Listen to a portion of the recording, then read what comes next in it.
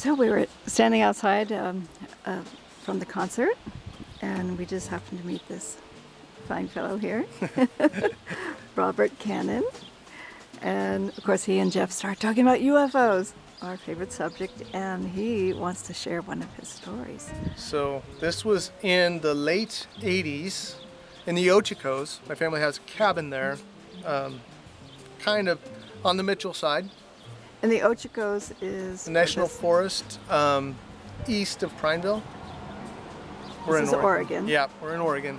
Worldwide audience. Anyway, my brother and I were in the cabin, and I look down the hill, and I see these two lights coming up a ridge where there's no road. I thought, well, what the heck? There's some poachers up here or something, and what are they doing coming up that way? Well, then, all of a sudden, the two lights turn into three lights, then they turn into four lights, and then they start spinning together, and then they create this big old circle, and then they just go off into space, and I didn't see them again. That's my sighting from that era of my life. And you've had how many? At least 4 or 5. So. And we have met 3 people in John Day that have seen the big black triangle with the... I saw that in the Nevada deserts. Oh. I think probably 95, 96, somewhere in there. What was that experience like? Well, we were driving down the road, and we pull over. It was the middle of the night. I think somebody had to pee. And so I look up at the sky, and all of a sudden we see this dark triangle that was blocking out the stars. And we were in this huge, huge valley.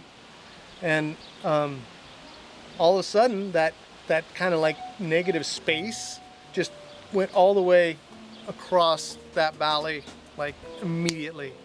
That sounds like the Phoenix Lights, because those ships were so huge. Again, it blocked out all the stars, and yeah, I had a friend that was saw that. Huh? Yes, his truck was overtaken by the electric force. Oh, okay. And it started driving itself smoothly down the road. Interesting, I know. That is interesting.